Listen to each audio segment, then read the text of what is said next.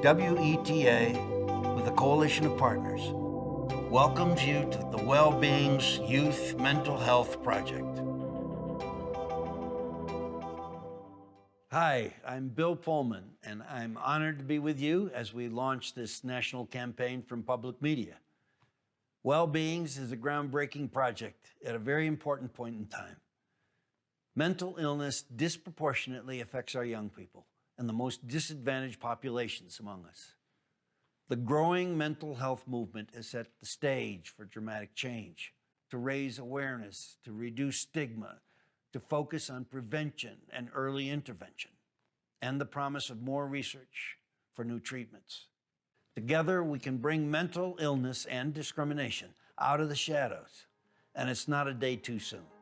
So thank you for being here today. The signature documentary series in the Well-Being's campaign is Ken Burns Presents Hiding in Plain Sight, Our Mental Health Crisis. Produced and directed by Ewers Brothers Productions and written by David Blistine, the film will explore through lived experiences the youth mental health crisis in our country. Currently in production, this 4-hour documentary is slated to air on PBS station in spring of 2022. Wellbeings.org and #Wellbeings will be adding new content every week, including Brave Teens, a digital feature-length documentary that offers a candid portrait of the lives of teens who have decided it's time to talk about their mental health challenges, to support one another, and to end stigma. Out of the Dark, a short-form digital series that profiles the stories of 3 young people who faced the greatest mental health challenge of their lives and found strength they never knew they had. Little actions make a big difference. A new animated series shares easy-to-use, science-based tools, actions, and tactics to support your social-emotional health and well-being. And Tell My Story, a digital documentary in which a grieving father seeks answers after his 14-year-old son dies by suicide. He uncovers painful truths about the lives of teens, the impact of social media, and the shocking rise of depression among America's youth. PBS NewsHour Student Reporting Labs engage high school journalism students as correspondents that report on youth mental health for more than 150 high schools across 46 states.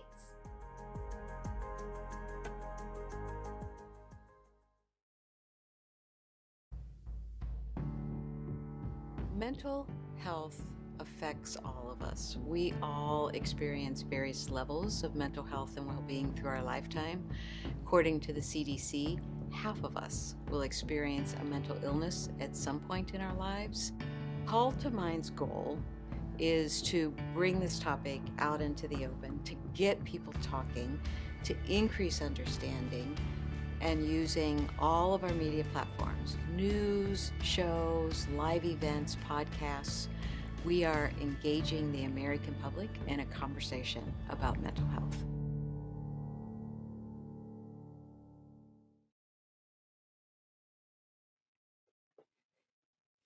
Hi, I'm Sarah Y. Kim, WYPR's Report for America Health and Housing Reporter. Welcome to WYPR's Call to Mind Live, Youth Mental Health and Dismantling Racial Barriers. And I'm Farajii Muhammad, former host of WEAA's For the Culture. This program is a co-production between WYPR and Call to Mind, American Public Media's initiative to foster new conversations about mental health. Our event is supported by the PBS NewsHour Student Reporting Labs and part of the Well-Being's Youth Mental Health Project and its Well-Being's Tour. Well-Being's is a national mental health initiative led by public media organization WETA in Washington, D.C. First, we want to thank you to all who have joined us via Zoom and Facebook. Now, if you have a question or comment for our guests, you can use the Zoom Q&A at the bottom of the screen, or if you're watching on Facebook Live, leave a question in the comments section. When you post, please let us know your age and the city you are in. Now, we'll be getting to as many of your questions as possible during the conversation, and we really look forward to engaging with you and our very special guests. Now let's check in with Sarah for our first conversation about the link between housing and health. Sarah? Baltimore has long grappled with a housing affordability crisis that has affected the health of generations, long before COVID-19.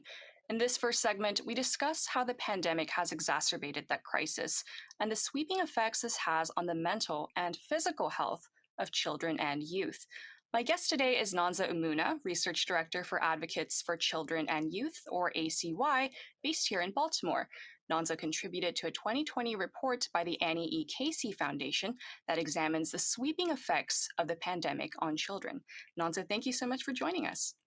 Thank you for having me, Sarah. Now, Nanza, can you tell us a little bit about yourself and the work that you do? Okay, my name is Nanza Umuna, and I'm the Research Director at Advocates for Children and Youth. We're a child advocacy organization, and we focus on child well-being, working in areas from health, youth justice, education, child welfare, and birth to three. And we try to effect change in the lives of children in our state through policy work. Right. Now, there have been warnings of an eviction crisis across the country as a result of COVID, but here in Baltimore, we've seen a housing crisis long before the pandemic. Could you speak to the particular challenges that Baltimore faces and why we're facing them? Okay, like I said, thank you. This is a very good conversation and critical conversation, not just because of the pandemic that we're facing, but it's been an issue in Baltimore prior to the pandemic. And I remember my first year in Baltimore, if I can take the privilege to talk about my early years in Baltimore. I was living in an apartment, and one afternoon I came back. We had a common mail area. So I went there and I saw all these slips that were put on people's mailboxes, and I was curious as to what it was about and why some people had it and others didn't. And luckily, someone passed by and said, "Oh, well, this is late payment slips on people's mailboxes." I hadn't seen that before. And a few days or weeks later, I witnessed an eviction for the first time. And it was very heartbreaking because most of the people I knew who were experiencing this eviction were hardworking people. One of them was people who would leave before I woke up and would come back after I'd gone to bed. So I was curious to find out why this was the case. Another experience I had was coming back from New York to Baltimore, and I was on the train, and I heard two people having a conversation. One of them was, "What is this?" And I was keen to find out what they were talking about. And they were looking at the rows and rows of abandoned, dilapidated houses in West Baltimore, something that most people see. And I wanted to, if I could have spoken with them then, told them that, look, what you're seeing is years of redlining discrimination that has brought the city to what it is today. And I most of the people who are listening to this might be aware of what redlining or might know what redlining is, but it was a policy that was instituted years ago that prevented Black residents of the city from getting housing in certain parts of the city. So it relegated the Black population to certain places. And that has set the city into the motion to where it is today. And even though the 1968 Fair Housing Act brought this to an end, the deed and what has happened still remains with us. So to get back to your question about evictions, first thing I have to mention as people listen to this is that Baltimore is a city of 600,000 people. That's the number to keep in mind. We have every year 150,000 evictions filed every single year in this city. Half of the residents who rent can't afford to pay for the housing they live in. Half of renters. So what we are facing in this city is two issues: a rent crisis and an income crisis. So I'll talk about both of them. So I'll talk about the income crisis first. So as I mentioned previously, half of residents in the city can't afford, renters can't afford to pay for the housing they live in. This is because 57% spend more than 30% of their earnings on housing costs alone. 33% spend half of their earnings on housing. Those are staggering numbers. And what that means is that you're unable to spend money on other needs that you have.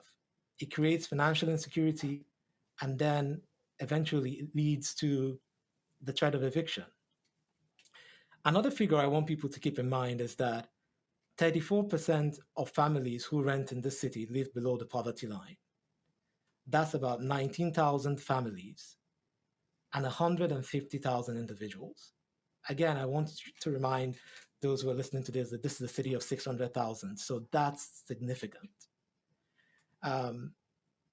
Another issue so what we are facing is stagnant wages and stagnant wages and houses that are unsubsidized and lack of unaffordable housing. Those are critical issues. The other one we're facing, like I mentioned before, is a rent crisis. So this is a case where people who are low income, who are working or middle income, can afford, if they make the right budgeting, to be able to get a house. But the rent price has gone up so high that they can't even afford to be able to do that, to get a house of their own, even with the money that they're making between 20,000 to 75,000, can't afford to do that. So what the city needs and the challenges we face is that there is a lack of a lack of subsidized affordable housing, and also an increase in rent prices. And I know most of the people who are listening to this program, if you're living in Baltimore and you're outside, you can tell that we are not lacking in high-rise luxury apartments that are springing up every day, whether it's in the downtown area or in Harbor East. And I'm not saying that those are not, that we don't need those or that they don't have a place. But if we want to tackle the issues in this city seriously, we need to meet the needs of where the majority of the population in the city is. And that is to tackle the affordable housing issue and to deal with the income aspect of things as well. Yeah, thank you so much for offering that context, Nonso. Something that has become clearer than ever this past year is that housing and health are really deeply intertwined. How do evictions, or even the threat of eviction and housing instability, affect children and young people? So that's a very good question. We all know that when a family faces evictions, and I always remember the look on one of the kids whose family was evicted that I mentioned about earlier. These were kids that were just a few days ago who were playing with their mates in the apartment complex I was in, and now they have to find a new home, have to find a new place. So that has an impact. And we know that according to the research that's come out recently, that 85% of children have the brain development before the age of 3.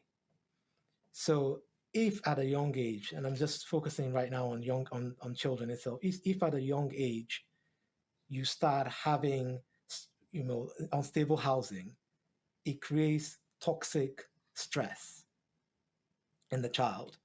And if that isn't addressed, research has shown if that lingers on, that it can stunt brain development.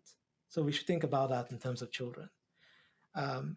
Another area to look at is that in our city, and generally, most of the people who are the highest demographic that are being evicted are Black female households, Black female-led households. That's the largest demographic that is being evicted. So we have seen through data, medical data, that the stress that comes with eviction leads to depression, leads to many other kind of mental health issues, hospitalization. But then for women who are pregnant, it has also adverse effect on their unborn child. It can lead to low birth weight, premature birth. It can also, in some extreme cases, lead to infant mortality as well. For younger children, we see the impact as well. It has, the same adverse effects. Depression impacts them in you have to move from your neighborhood to another school. So it's a destabilizing factor that remains with them beyond even that moment, to stays with them for a long time. Nanza, can We are you all aware. Yeah, Nanza, can you speak to more to the generations that are impacted when these mental health issues occur as a result of housing instability and evictions? How does that trauma not just contain itself within childhood, but potentially carry through generations? Okay, so that's another good question. So we found also recently that that when you experience trauma, that it has an impact on one's genes. And we have seen that whether we're talking about slavery and how it alters genes from passed down with African American population, and it alters the genes and it's passed down through generations. And not just that, I mean, even when people experience everyday racism, it has an impact. And it's been proven that it transfers through generations and alters genes in ways, and that's what we call epigenetics. So this is something that families each day deal with in Baltimore, and has a lasting impact in many ways. We have a question from Cindy in Baltimore City. How does stable housing affect mental health, and how can I be involved in that support? Nanza, could you answer that question? Great. So I think stable housing, if you're in a stable environment, like I mentioned before, it really keeps, especially if we're talking about young people, the families is in a stable place. It means that that their mental well-being is such in a way that they don't have to deal with the chaos that comes with moving from place to place. I mean, we see that in different settings when you have to move a child to another school, how it interrupts them. And it's not just stable housing. You also have to look at the physical aspect of the house, the neighborhood setting itself. We found also from research when we're talking about health that if you're living in a neighborhood that is low income, you're likely not to have access to healthy choices.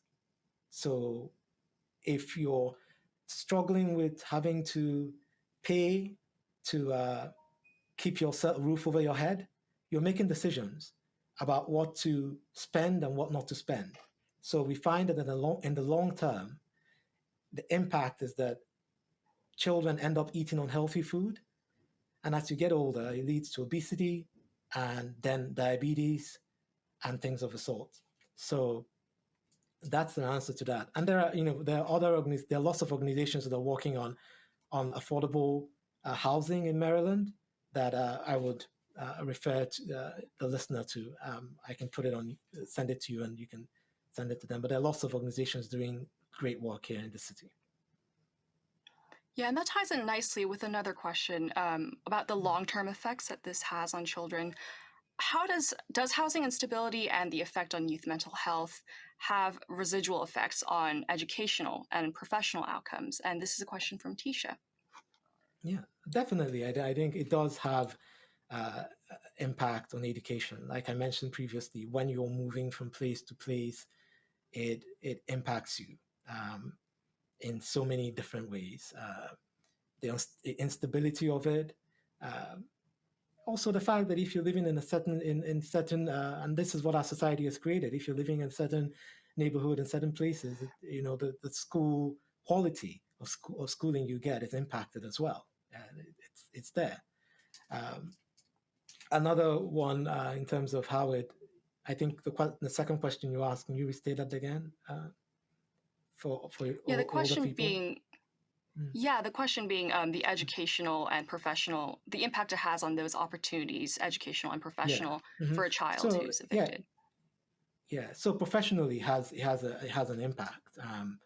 When kids, research has shown that when you're younger and you have this experience, it does impact your professional outlook, because we know that your setting is often determinant of how you might progress in society sometimes, and gives you an outlook on where you're going. So if you're boxed in to a certain kind of environment, it does impact how you view the world and where you're headed and how things progress. And also, one of the things I also want to mention is that if we're talking not just about housing, but also housing ownership, your location, your ability to be able to hand over wealth to your family and enable them to also provide for, take a mortgage on the house, and things like that, has an impact as well down the road on the future generations. We have another question from Heather here in Baltimore City. She's a social worker, and she wants to know, what are the biggest needs and opportunities to address this intersection of housing and youth mental health? So I think one of the biggest things we need to do is to be able to provide kids, as we've talked about, with stable housing, because that's the only way a kid can, you and I, after this, know where we're going back to after we have this conversation. You can go back home and you can relax, and you've had a hard day. A kid that doesn't have that option, their mind is in so many places, and that's one of the things we have to think about. So the key is to provide stable housing, which in turn will enable kids to be able to live out their, live out their dreams, live out things they need to do, and not have to have one other thing to have over their heads. I just have to remind people who are listening to this that if you just think about yourself as a young person, being in a neighborhood and not knowing whether you'll be there, whether you'll be in the same school with the same friends, whether you'll be in the same neighborhood with the same friends, what that really does to one's psyche. And that's what thousands of children face every day in Baltimore City. Nonzo, some people question whether we are actually facing an eviction crisis because of this pandemic, since moratoriums have been in place for much of it. How does your research or knowledge show otherwise? So I was reading a report that was showing a few days ago that even despite the moratorium that has been put in place, that there's some people who are still renting that are still facing difficulties, that the landlord is not really taking care of the needs in their apartment. And we know that the quality of the house that we are talking about health and the rest of it, but the quality of the house you live in also impacts your health too.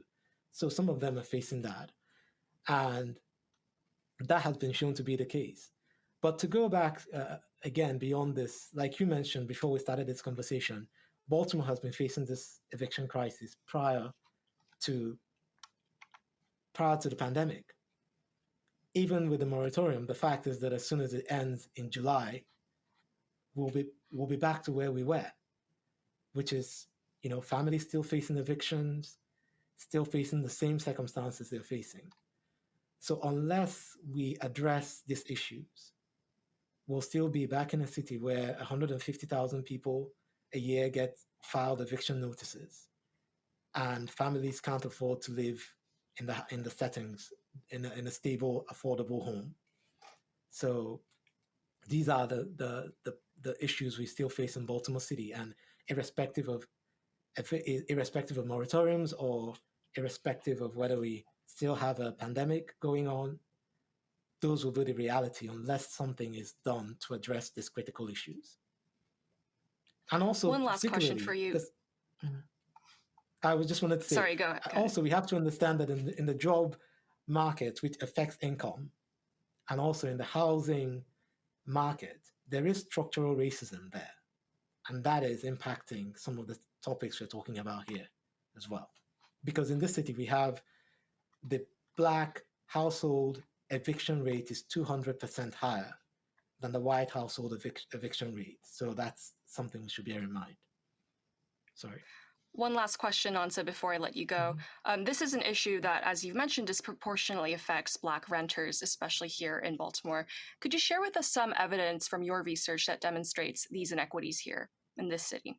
Okay, so I jumped the gun and talked about the impact it was having on Black families. So like I mentioned before, we have 200 research that came out from the eviction project, and this was before the pandemic, shows that Black household eviction rates was about 200% higher than white household evictions, 200% higher, and the Black renter eviction was 15 times higher than white single renter eviction. We have, like we talked about, Black female-led households are 4 times more likely to be evicted. And I wanted to mention one thing that in a research that came out recently, there seems to be a link between mass incarceration and the rate of eviction for Black female led households. Sorry. So that's something we to keep in mind. We also have, if you compare Black male and Black female household eviction, you will see that for Black men and white male households, it's about 15% higher, 50% higher. And for Black female to white male household, it's about 11% higher eviction rate. What we have in the city here is we have a growing lower income Black population that desperately needs economic investment, and especially in the debates we're having, the need to make sure that income, and these are very hardworking families, some working 2 or 3 jobs, but still we're in a society where, despite the fact that you're working as hard as you can, the income they're making is not enough to meet the housing needs here because the rent prices are going higher. So those are things we need to address. While the white population here, which is a higher middle income, is stable and is growing. So that's what we're seeing. I mean, that disparity. And again, I also want to mention the fact of the structural racism in the system. Thank you so much for joining us, Nonso. It's great to have you. Thank you very much, Sarah. It was a pleasure. You can read more about the Annie Casey study on how COVID-19 has affected youth mental health by going to aecf.org. You can also find the link in the comment section. Our next conversation, You Only Live Once, Finding Sanity Within the Crisis of Violence, will be facilitated by former WEAA host Farajii Muhammad. But before we move on to our next segment, we want to share with you a preview of a new film executive produced by Ken Burns. It's tentatively titled Hiding in Plain Sight. This film shares the experiences of young people living with mental health conditions, as well as the experiences of their loved ones.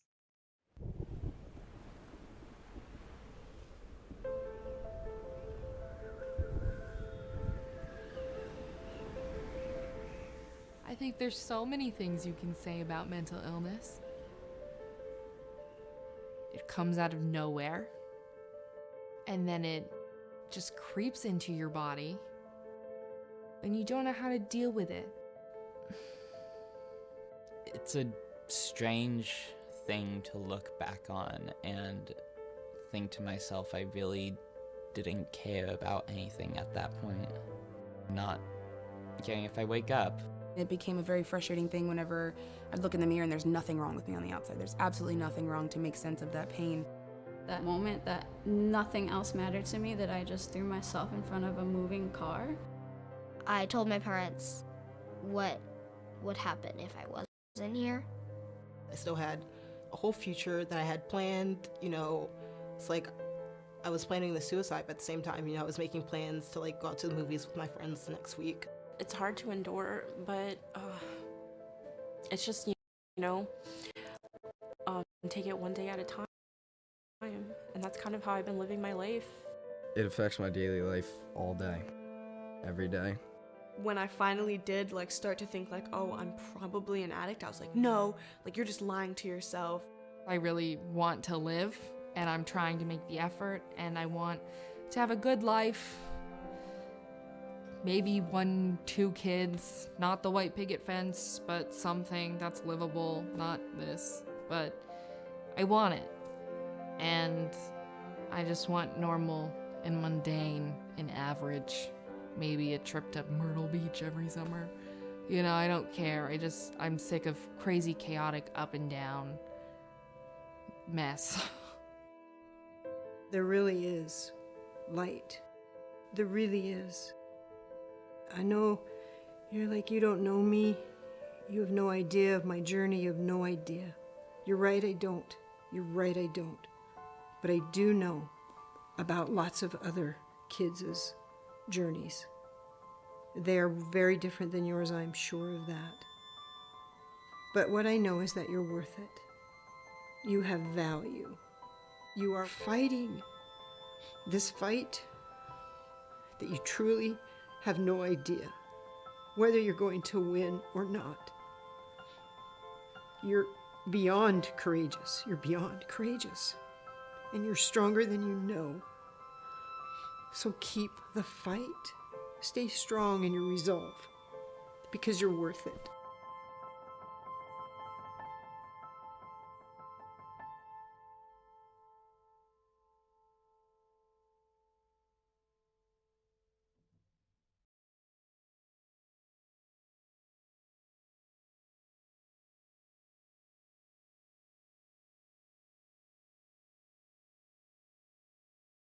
Thank you, Sarah and Nunzo, for that great and informative first segment. A reminder to our audience members joining us on Zoom or Facebook Live, please share your questions for our panelists in the Zoom Q&A or in the Facebook comment section. We'll try to answer as many of those questions as possible in our discussion. Now, folks, given the fact that Baltimore has experienced an uptick in violence, we will talk about how seeing the violence through the lens of public health has impacts restoring the mental health of young people. This is an approach that Mayor Brandon Scott has taken to deal with this crisis. And now in this next segment, I'll be joined by Courtney McMary of Let's Drive Baltimore, a 16-year-old youth leader who encourages her peers to stop the violence while offering support from traumatic violent experiences. And also joining us will be Jordan Blanding of the Healing Youth Alliance, the 17-year-old poly senior who plans to attend Howard University, majoring in criminology and minor in psychology, who will give us, and she's going to give us some insight about how young people can find healing and peace in the midst of chaos. Thank you, Courtney and Jordan, for joining us for this conversation. No problem. No problem. Awesome. Courtney, let's start with you. First and foremost, Courtney, give us a little bit of your insight. Tell us first about the work that you're doing with Let's Thrive Baltimore. Right now, I divert youth from violent crimes. I mentor that have been in the street, help them with workforce development outside, as far as helping them working, helping them get on their feet, and helping them stay out of the streets. Finding ways to build recreations for them to play sports, just to be outside and play in recs, healthy recs where they're built, be able to go to playgrounds so that they can play on and not, around like playgrounds that's like filled with needles and stuff. So they can just be able to Yeah. play in like a regular space. So you're essentially helping them to, you're giving them some alternatives on what to do, even if their environment seems to be conducive to Yeah. violence. Awesome. Mhm. And Also let's finding talk a ways that little they bit. can. Go ahead, Yeah, keep go. I'm going. sorry. I said also finding ways that they can attend college, because not everybody are in a stable home where they can do that. Yeah, yeah. So the work of Let's Thrive Baltimore, interrupting this cycle of violence, give us a sense of what do you believe are the big contributing factors for violence among young people? What you mean? Can you elaborate on that question? Sure. Like, what are some of the big reasons why we're seeing so much violence among young people, especially among Black youth? I feel like I see more violence against young youth or black youth because it could be altercations where they're in fights or going out in fights, Mhm. or we could just be at a whole event where we just want to go outside and have fun for real. Where we want to go outside during the day, kids just want to go outside without like parents, because every Baltimore is a small city, so you know all the kids know each other. We want to go outside and go to a party, but then after the party gets shot up. So And, like, and and what most people happens say generally at the party though? somebody that isn't like somebody that isn't involved in the situation gets shot, or Yeah. gets hurt. But and my thing is, people say you should stay in the house. Then I feel like as a child, you want to go outside and have fun. You shouldn't have to go outside and worry about that happening. Hmm. Yeah. So Yeah. in any And do you situation where feel you just want to go outside, I feel like and that do shouldn't you and shouldn't have to want to stay in the house yeah. for that not to happen. You shouldn't have to worry about being a child going outside and that happening. Is this an incident of Courtney of neighborhood beefs? It could be neighborhood beefs. It could be just a person and another person having an altercation against each other, and it also could be protecting yourself. But we never know what the Mm, situation could be. yeah. Jordan, I want to bring you into this conversation. You're doing work with the Healing Youth Alliance. Talk a little bit about that work first. Healing Youth Alliance, we mainly focus on mental health. At least what I've been working on has been focusing on mental health within just the youth community and especially the Black community, because there is mental health involving the Black community and just the youth community in general. So that's what I would say we really focus on, and just trying to Hmm. find resources and find help for youth who are dealing with mental health issues, whether that be depression, anxiety, PTSD, suicidal thoughts, just anything surrounding that nature.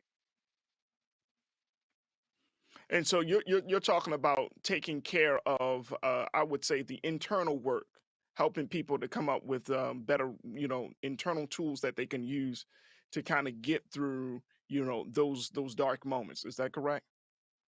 Yes.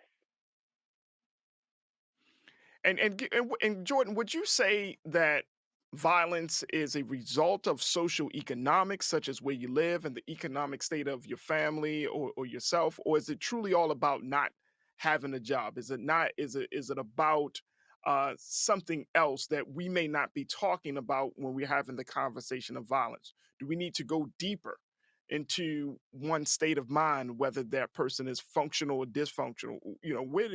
Where do we have this conversation at, and what do we need to focus on? I don't feel that where someone grows up or where they come from can completely define whether they're a violent person or not, or whether they will Hmm. project violence throughout their life. That Hmm. doesn't that isn't the sole reason for it, but it definitely can have an effect. Because if all you see in your environment is violence, shootings, people being beat up, or you see drug use in your environment, sometimes you can become a product of your. That doesn't mean that's always the case, but for some people, if all you're projecting into yourself, whether that be with media, music, what you see on your social media, what you see Yeah. when you go outside every day, that can start to affect you. The same way, if you listen to a song every single day, you're going to start to remember the lyrics. If you see something every single day, you're going to start to have an effect from that, what you're seeing. So it definitely does play a role, but it's not the only thing that can cause violence. You definitely do have to look deeper, because there are a lot of undiagnosed mental health issues that can cause irritability, emotional issues, violence, or just anger issues. And that can lead to more violence, especially if it's going undiagnosed and you don't have a way, or don't even know that you have that issue. So you can't find a way to handle it and be able to calm yourself down in those type of situations. So N- you definitely do have to look deeper sometimes, yes. So, Jordan, are you finding that the young people that come to the Healing Youth Alliance where are they in their own growth and development? Are they coming to you and say, "Yeah, Jordan, I'm recognizing that I'm dealing with some stuff and I need some help on how to address this issue," or is someone like a parent or some other adult kind of dragging them in? How do they come to Healing Youth Alliance? some people come just through invitation or joining a session because Healing Youth Alliance and Heart Smiles also work together. And Heart Smiles Okay. does open sessions for just entrepreneurship and just talking about life skills in general. So some people will get involved with Healing Youth Alliance through that or just through word of mouth because Gotcha. there are other students from Poly and other schools that are members of Healing Youth Alliance through all age groups, not just seniors, but freshmen, sophomores, all of that who get involved. So it can really be spread just through the members speaking on it and for people who watch our sessions or have been involved in our meetings. Folks, I want to once again encourage you to join us in this Q&A as we're talking about You Only Live Once, finding sanity within the crisis of violence. I've been talking to Jordan Blanding, who is a student at Poly High School here in Baltimore City, and we're talking to her as she represents the Healing Youth Alliance, as well as Courtney McMary of Let's Thrive Baltimore, a 16-year-old youth leader who's been working to provide alternative to young people in violent circumstances. We want you to join us right now. You can post your comments on our Zoom or Facebook page right now, and we'll get to those questions as soon as we can. Courtney, I want to get back to you, and then I want to get some questions from the audience. But I don't want to move past the fact that when young people are helping other young people to cope through a serious issue of violence, that seems like that seems like a synergy that we should not take for granted. Talk to us about that process. I mean, you're 16 years old. You I'm are 17 helping now. 17 now, excuse me. Yes, ma'am, 17 now, doing your work, right? You're doing a big work. Yes. But I mean, that's really powerful that you're 17 years old. You are at one mindset. So you have to think in the present moment of what someone is going through. And then at the same time, to give them hope for a future. Talk to us about Yeah. that process and how that relationship works for yourself personally, and what that will do to everybody that's involved. So during the day, me during the day, I have a regular schedule, whereas though I'm working, I'm at basketball practice, or I'm busy. My mom keeps me busy because she don't want me to be involved in things that I shouldn't be involved in, or she's trying to protect me from being involved in those type of things. um Other youth that I probably work with or other youth that I do see, I witness things. Like as a child growing up, I started to be very observant of the other youth and other kids that are my age. So I see things that they go through, or they'll just be having a conversation with me, and they'll be like, the things that you have or the things that you may think is not what I have. And I'll look like, geez, like some things that I probably have, like a mother, a father, somebody that's guiding me, a friend, a real friend, they may not have. They may be out here, going outside every day. Don't have opportunities to go to good schools or get good education, like how, for instance, I had to get grades in order to get into the school I wanted to go to. So for them, on the other hand, they probably don't have that motivation to go to other schools that they want to go to. They probably don't have that motivation to play sports. They probably don't have that motivation to play AAU and travel teams and have that type of money to be on the travel team, or just doing something productive. So like the stuff that I'm trying to teach other youth is it's other ways you can do things out here to be a better person, to do better. And instead of being outside every day, that's not the only thing that's out here that you're able to do. You have other things to look at. You have other ways to succeed. I love it. Love it. Let's go to our questions. Folks are posting questions on our Zoom page. Folks, you can also, if you are on the WYPR Facebook page, make sure you post your question there. If you are checking us out via Twitter, make sure you post your questions there. We want to make sure we get as many voices and many perspectives on this conversation. Jeanette checked in from Baltimore and said, so how are young Black people coping or addressing with how they are framed by the world they live in? Jeanette, that's a great question. I'm going to go back to Courtney and then Jordan. I would love to get your take on that. How are young Black people coping and addressing with how they are framed by the world that they live in? Courtney, what's your take on that? I really don't, like, as far as stereotypes, I really don't look at, well, I look at stuff like that, but I feel like that's how the society is. So in the world, as far as people, they're going to look at someone and say, oh, because this person is that color, they're this, they're that. They're going to judge you. Of course, that's how they've been doing that. So, but Mm-hmm. today, the point what we have to do is, I feel like a person, you'll never know a person until you get to know a person. A vibe in your mentality is everything to me. So as far as talking to somebody like me, talking to you right now, we of course, like, we're talking to the person that's commenting right now. We don't know her, but we cannot just say, oh, she's this, she's that, she's that, or because he's that, or he's always outside, he's that type of person. He's never that type of Yeah. person. We don't know him. We cannot judge a book off his cover. We have to get to know him to understand. Everybody has a story.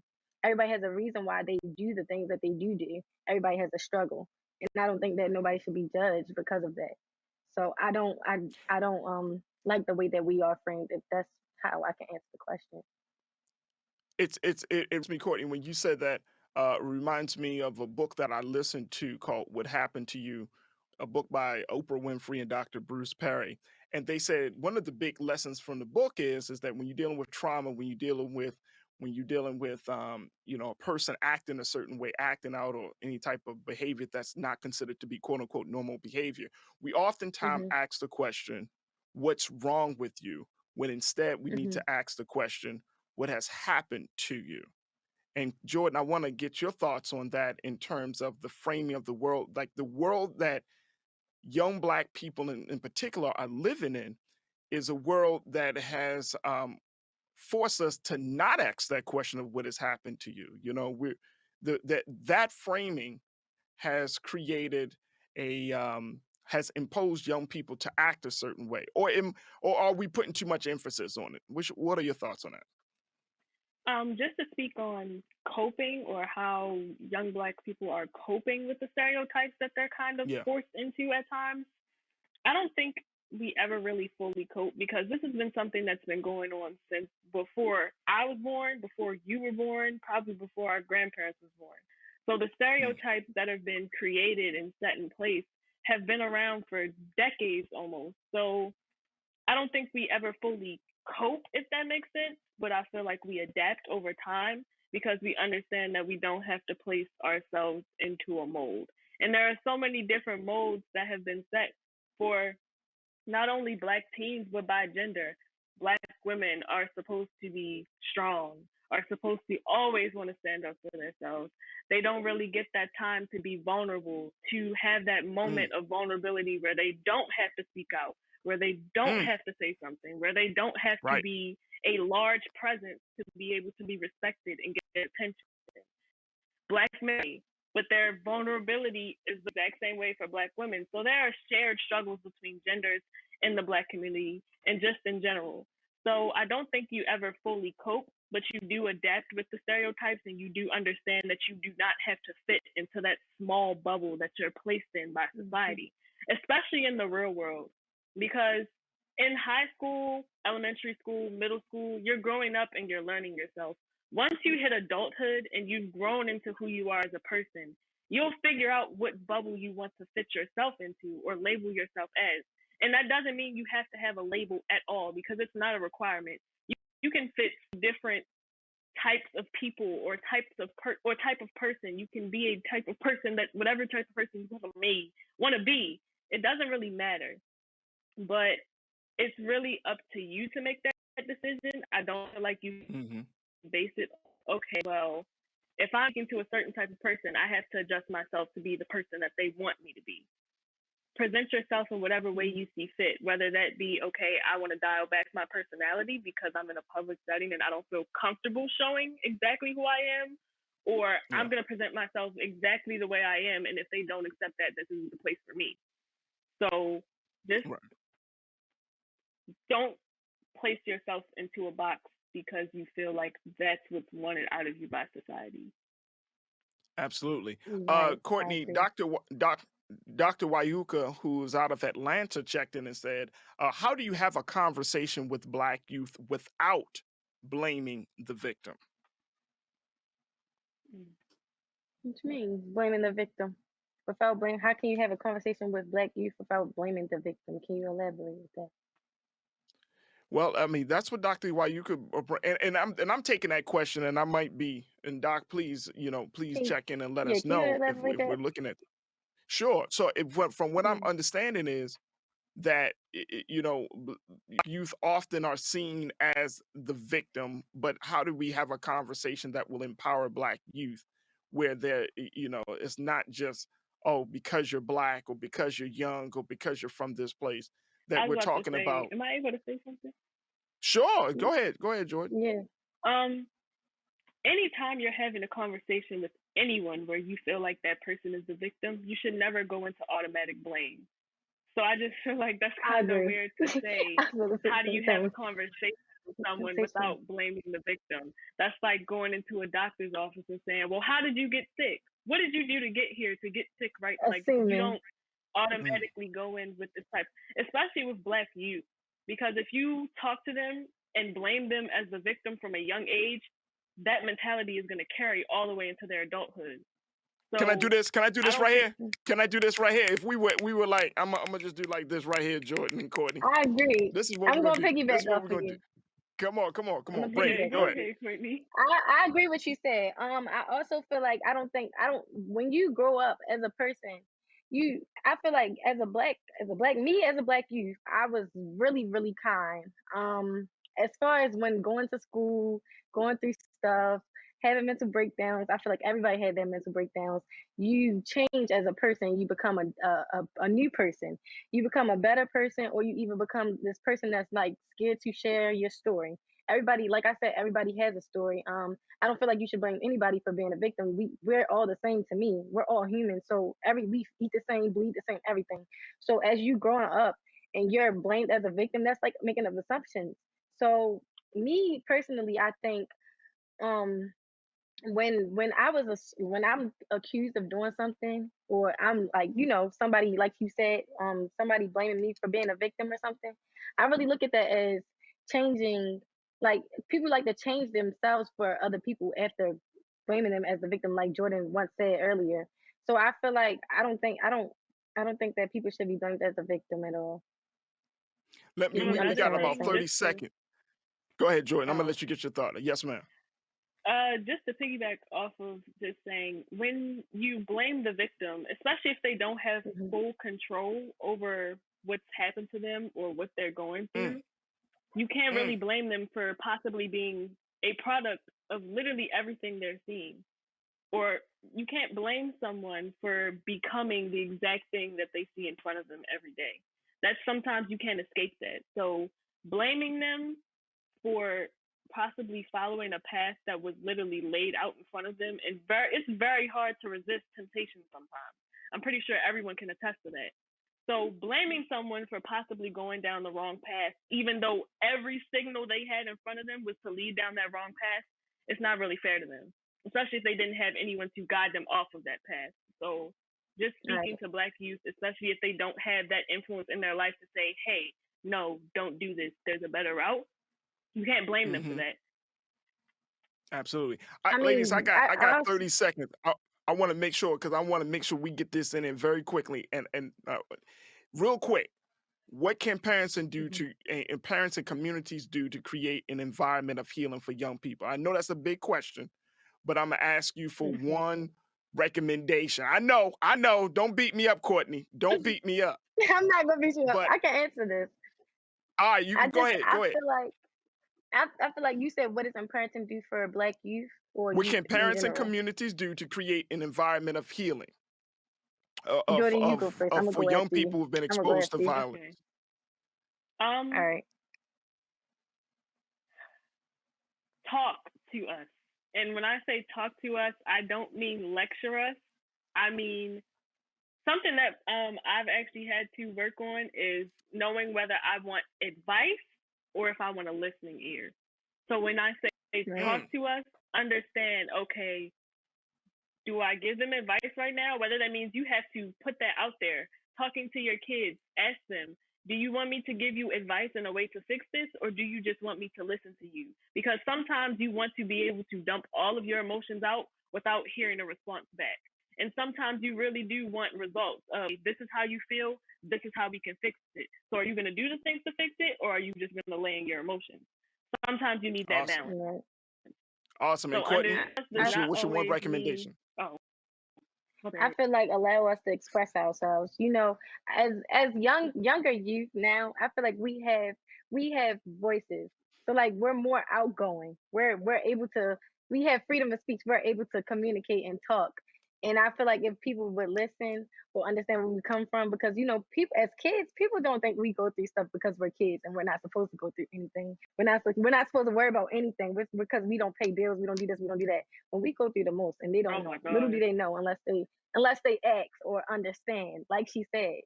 So understanding us is a very important thing that I can really agree with. Like really understanding our story. That's why when he asked the question and he was like pointing out victim, I did want to say like understand first before you even point out a victim. Understand us.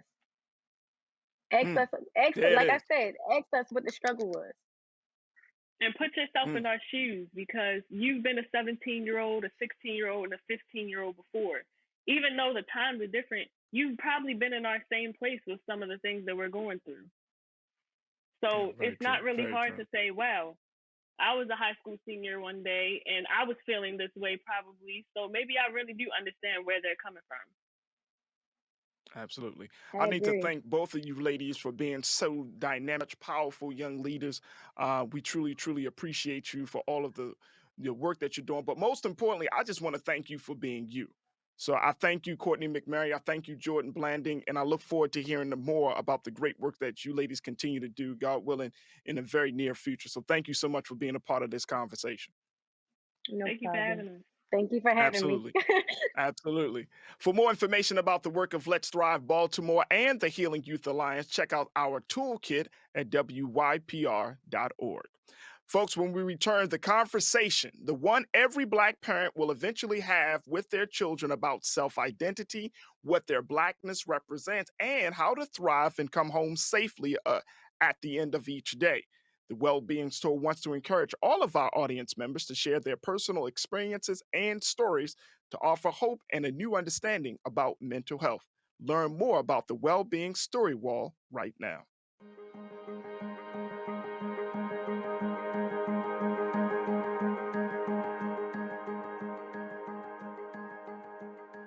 The We Are Wellbeing's Story Wall is a central part of the wellbeings.org website, social media platform, and the Wellbeings National Tour. We are asking the public of all ages to submit personal reflections, videos, photos, and short stories to offer hope, to foster understanding, to build community, and break down stigma. What does being well mean to you? What is the one thing you wish people knew about mental health? What is your passion? What's your story? Video can easily be submitted via social media using the hashtag #wellbeings or emailed to info@wellbeings.org. Stories can also be submitted by uploading to Dropbox and live at Wellbeings Tour events. The We Are Wellbeing Story Wall is made possible through generous support provided by Wellbeing's Youth Mental Health Project founding corporate sponsor Otska and Wellbeing's media partner People.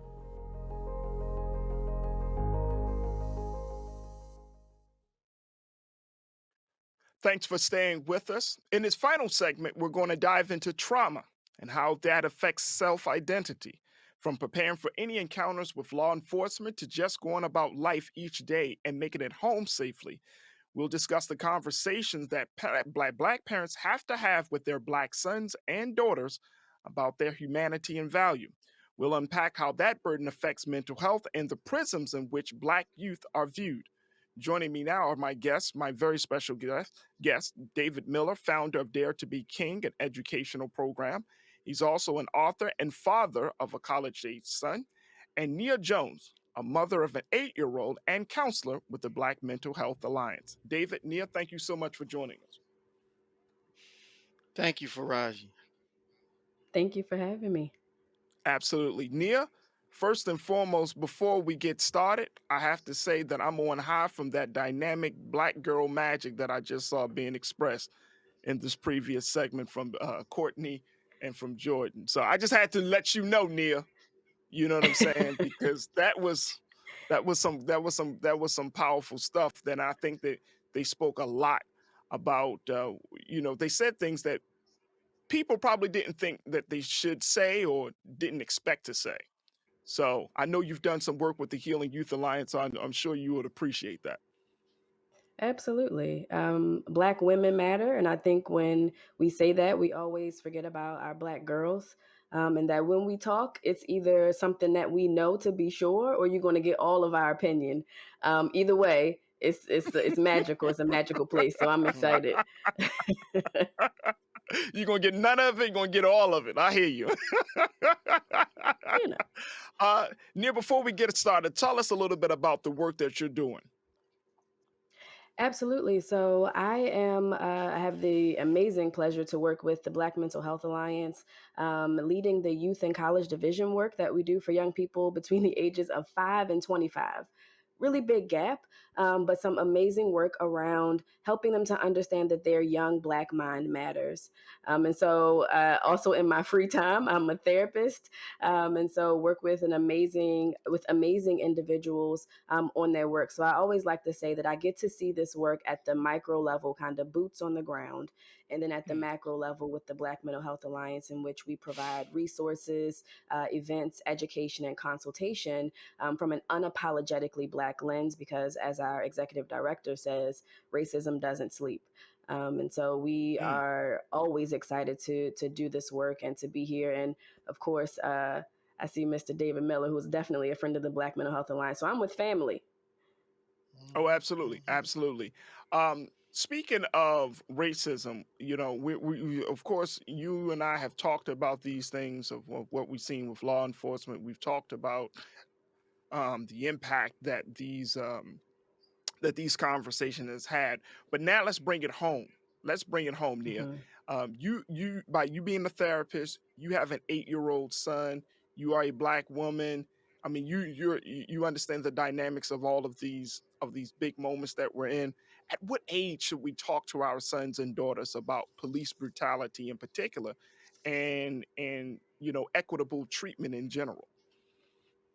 Yeah, I wish that the number was like when they are like psychologically ready, but unfortunately, our country doesn't give that especially for our Black babies. And so, Farajii, from the last time that I was on your show, I talked about how I had this conversation with my son. He was then, I think, 6 or 7.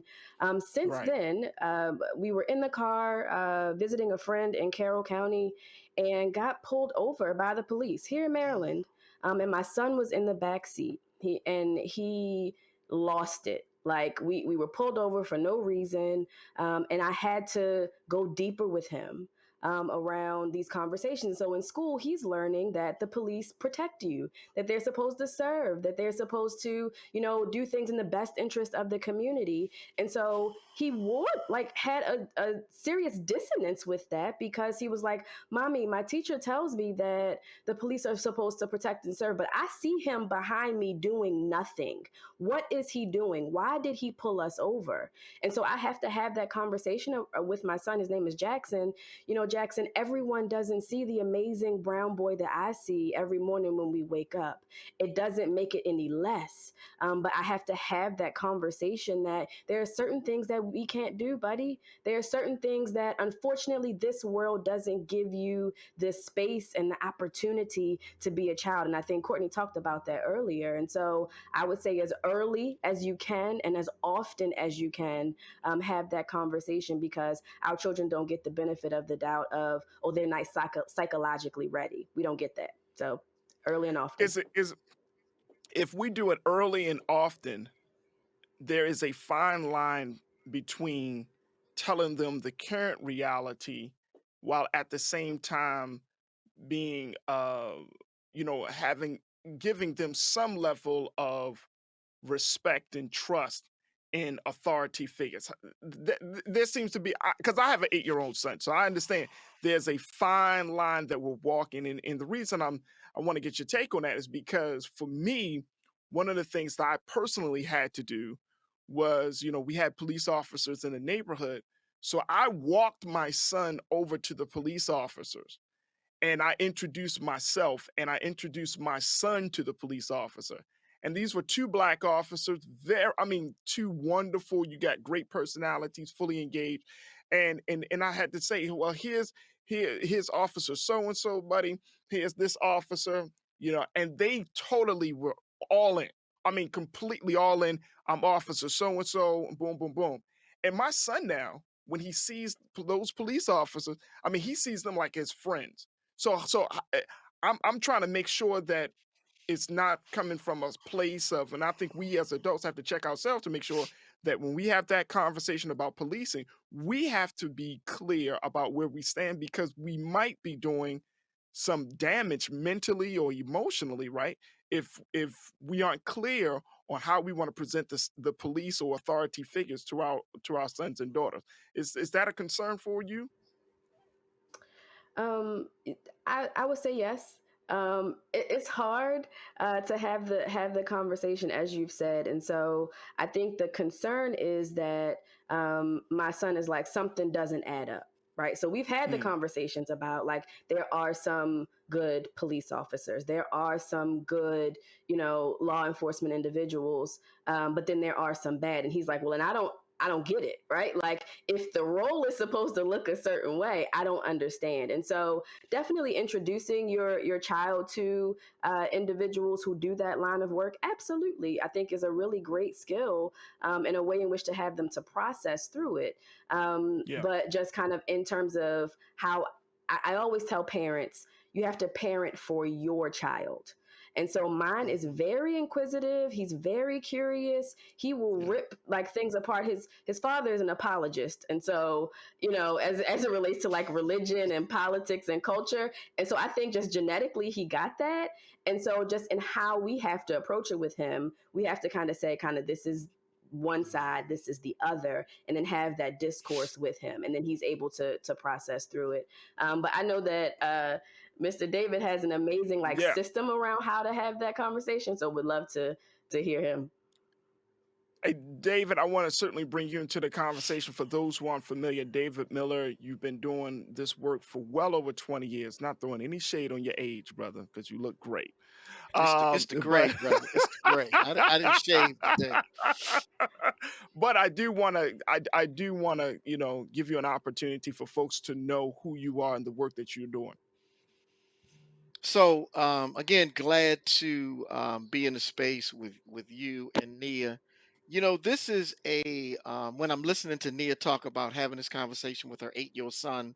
My son is a 21-year-old senior in college, and thinking back to when he was 6 or 7 years old, having this conversation, it is a delicate conversation, but it's also a deeply important conversation, because the sad reality is Black children, um, and what Black children have to go through starting at such a young age. Farajii, and to your listening audience, for our children, they go under surveillance at birth.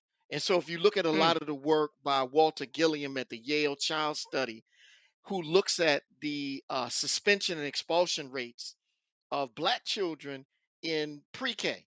And so we know, looking at the research, that Black children are suspended for minor infractions pre-K, first grade, disproportionately. So this surveillance, whether it's in the schoolhouse or as Nia's son may be coming home from debate practice and maybe he's walking 2 blocks and he's stopped by the police, this surveillance occurs early and often. And it's so, as parents, our view, particularly Black and brown parents, our view and understanding of what we have to do as Black parents. I created something called the 10 rules of survival if stopped by the police, and it was something that I created out of necessity, based on my own experiences being stopped in Baltimore growing up. And then I've probably been stopped in almost every state in the United States, with the exception of maybe New Hampshire, Vermont, and maybe Rhode Island, because I travel a lot, and so have constantly been pulled over by the police. And so I developed this model, if you will, called the 10 Rules of Survival if stopped by the police. And while there is no guarantee that these 10 rules will help you survive a police stop, I really believe that there are some things that we have to begin to teach our children, because we have to have the conversation. When Trayvon Martin was killed, many parents reached out to me and they were experiencing a lot of fear and anxiety in terms of what do I say to my child when they are engaged by a law enforcement personnel or a police officer? Don't know what to say to my child. Don't want my child to be fearful.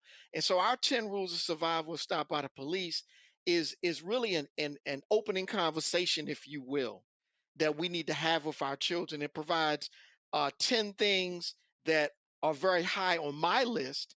And when you talk to law enforcement personnel, they will tell you if you execute these 10 things in most situations, you will be able to get home safely. The other thing, Farajii, that I think is critically Real quick, brother important when David, we talk about. real quick, brother David, I want to make sure because I think this is important. Where can people find those 10 recommendations? Is there a place Oh, that folks can go they can to? go to our website, daretobeking.net, Gotcha. DARETOBEKING.net. But all you have to do is do a Google search. It was featured and has been featured and gone viral several times. But some of the other things that are really important, and I know Nia is a therapist. My wife and I decided very early on that we needed to identify a family therapist and a therapist for our children, because even when our children were 6 and 7 years old, we knew what they would experience in terms of. I remember, Faraji, when my son was 16 years old and we were driving down the street and we look over and there's a dead body laying in the street.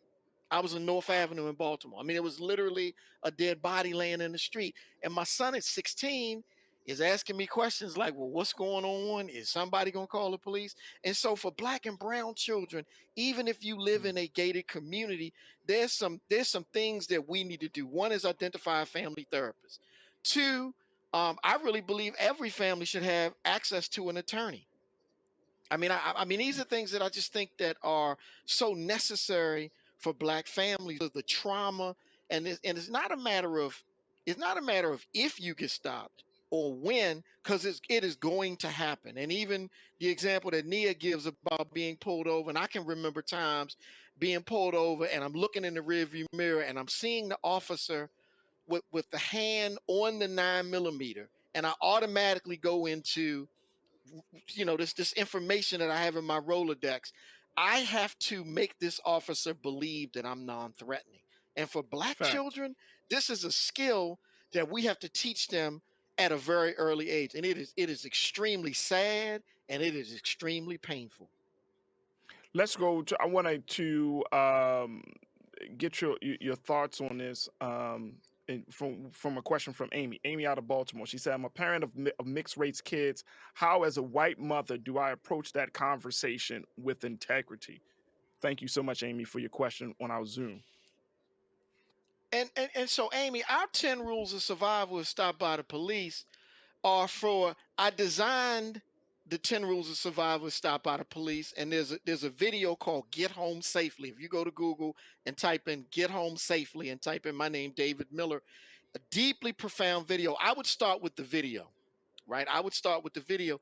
But I think we have to have this conversation with children, regardless of race. But if you're raising a black or brown or biracial child, it is just so critically important. And I think what happens for Raji and Nia is I think oftentimes we only think about the George Floyd incidents.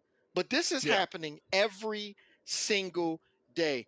Black people, men, women, and children are being illegally detained in cities, as very large cities, in small cities. Faraji, many police departments will tell you that they've outlawed or banned stop and frisk, but it still occurs. Your black son could be coming home from debate practice. He fits the description of somebody. I mean, even it could be a very vague description. Black male between the ages of 17 and 25 with a black shirt on, brown shorts, and white tennis shoes. I mean, that could be 1,000 people within a geographical area, and they will stop your son. They will make your son sit on the curb. They will make your son put his hands behind his head. They will ask him some questions. They will search him. They will find nothing, and they will let him go. Nia, I Happens want to talk. every single day. And as we're Yeah. talking about that level of profiling, there's another part of that, which is the exposure to this level of death that we're seeing. Of course, we talk about George Floyd, but let's talk about seeing brutality, seeing death on video. First, should we expose our children to these videos? And second, what's the mental health impact on one's view of themselves and those in authority when we take in these images on repeat? Yeah, absolutely. So we know that racism is bad for your mental health. And so if you're seeing over and over again that black people are being killed by white people or anybody else who is not black, it has an impact. That data is still relatively new. It didn't start to be really put together until like 2007.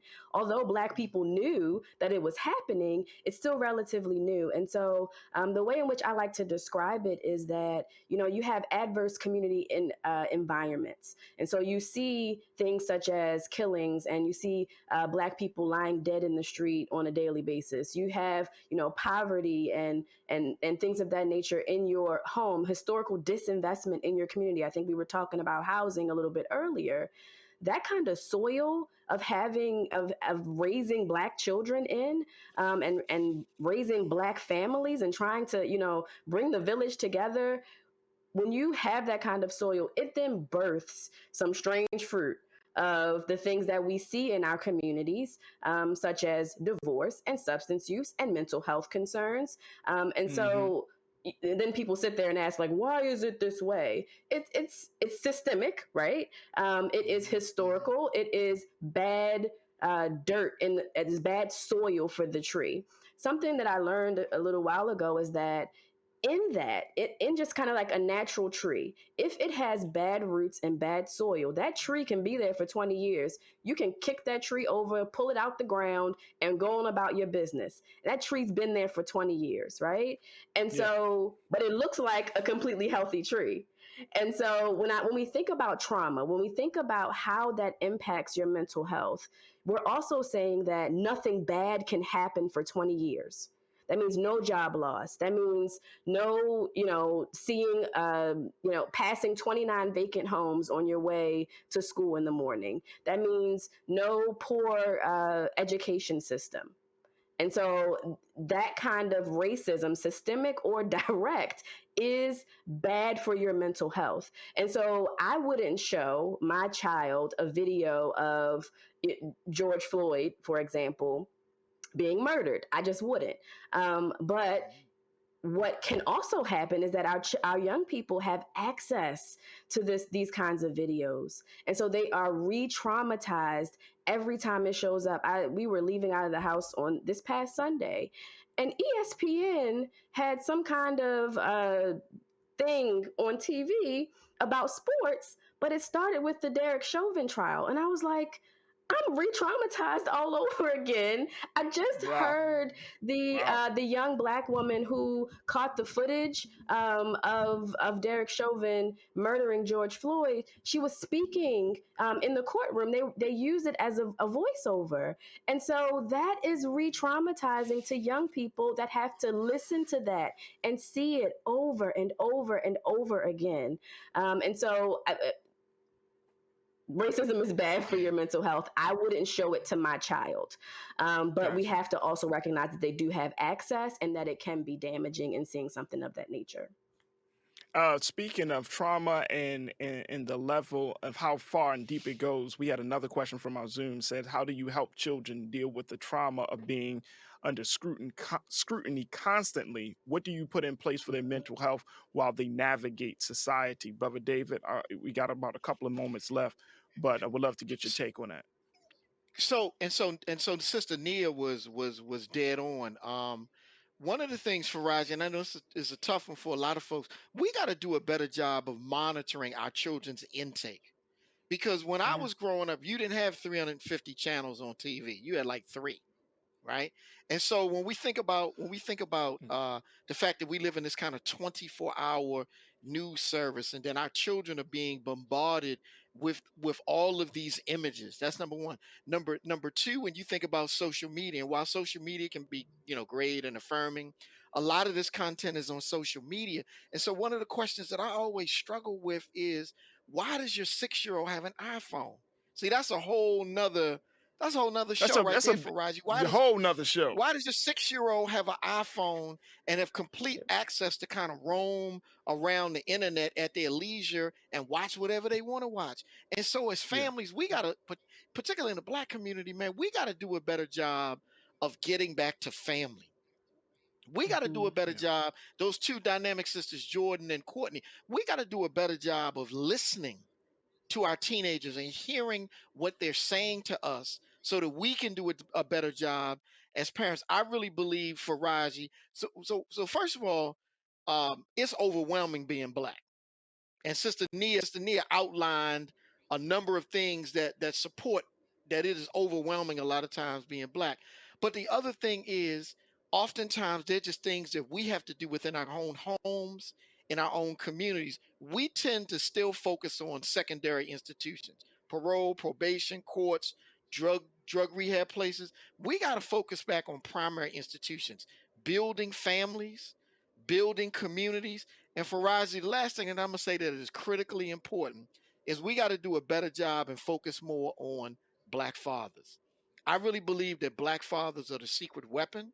I think that from a policy standpoint and from a community standpoint, we've written off Black fathers. And so I just think that when we begin to have this deeper conversation about how do we repair Black families and provide our children with the prescription, if you will, to deal with racism, for me, it's Black excellence and it's family development.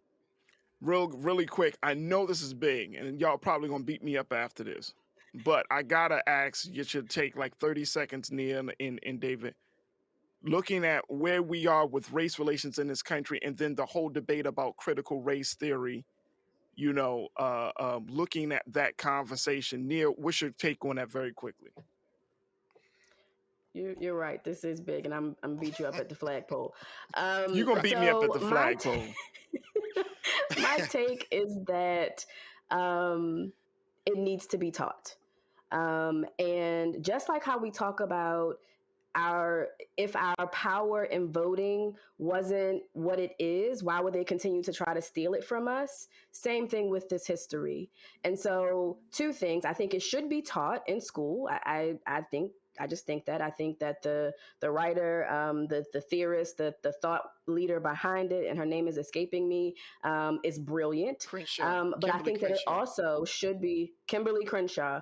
I think that it also should be taught at home. When we're rebuilding the village, parents have a responsibility to also know this information and teach it to their children. I told somebody the other day, I was raised in the school of Daryl Green before I ever, set foot into a school. And books such as The Miseducation of the Negro were on my bookshelf. And so if your school in your district does not teach it, it doesn't make it go away. You should still be able to teach that information to your children.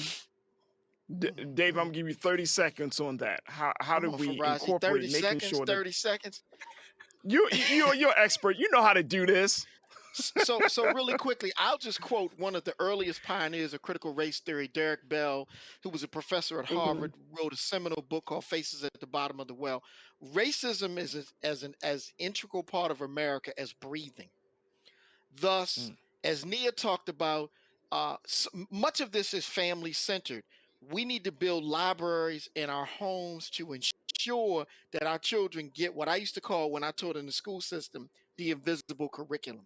Because see, they wouldn't let me teach critical race theory when I was a school teacher. So on the books I couldn't teach it. So I had to go back to the invisible curriculum. When you look at critical race theory, again, for children to grow up not understanding the impact of Plessy versus Ferguson, Brown versus Board of Education decision, school busing segregation, all of the law, looking at the Moynihan decision. We 50 years past the 1965 Moynihan decision. And so this is critical to our understanding and shaping our perspective in terms of how to move forward as a people. There it is. I want to thank David Miller and Nia Jones. Thank you so much. Y'all have a wealth of knowledge and wisdom and information, and we thank y'all both. Again, folks, if you want to get more information about those 10 things that you should do when approached by law enforcement, you can check out daretobeking.org. But more importantly, all of this information. excuse me, as well as check out the website for the Black Mental Health Alliance. And again, all of this information that you heard today can be found in our toolkit on WYPR.org. David Miller, Nia Jones, thank you so much for joining me for this important conversation. Thank you. Thank you. Thank And you. I like to absolutely. And I'd like to thank all of our guests and you, our audience, for participating in this important conversation about youth mental health. And of course, WYPR for inviting me to co-host with Sarah Y. Kim. Sarah, what a conversation. Thank you, Sarah, for joining me in this discussion. Thank you, Farajii. And from WYPR Call to Mind and WETA, thank you for joining us for this Wellbeings Tour event. This is Call to Mind Live, Youth Mental Health and Dismantling Racial Barriers, a special program co-produced by WYPR and Call to Mind, American Public Media's initiative to foster new conversations about mental health. Our event is supported by the PBS NewsHour Student Reporting Labs and part of the Wellbeings Tour, a national public media initiative from WETA, focusing on youth mental health. And you can find resources that support youth mental health in our Wellbeings Toolkit. Again, visit WYPR.org or wellbeings.org to find more. And please stick around for a few messages from our partners, and we hope you'll participate in a brief event survey to let us know how to make future events even better. Again, thank you for tuning in to this special broadcast.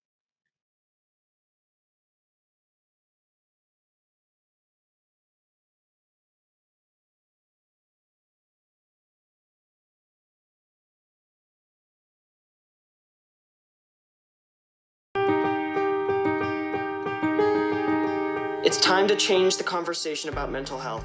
When you know something is wrong. When you feel alone. When you can't explain what hurts. When every day is a struggle. When you can't ask for help. When your friend or family member seems fine on the outside. But hurts on the inside. Sometimes I feel as though I'm the only one that feels. But I know that's not true. We can change. We can change. We can change. We can make a difference. There's power in our difference. We can support each other. We can fight stigma. We say it's okay. It's okay. It's okay to have a mental health condition. We all want to feel heard. To find hope. And to live in a world without stigma. Without discrimination. And we are a force to be reckoned with. I am not what happened to me. I am how I overcame it. Stand with us. And discrimination in mental health. You can see the person, not the condition. You can build understanding. You can play your part. The conversation changes with me. With me. With me. We are well beings. We are all well beings.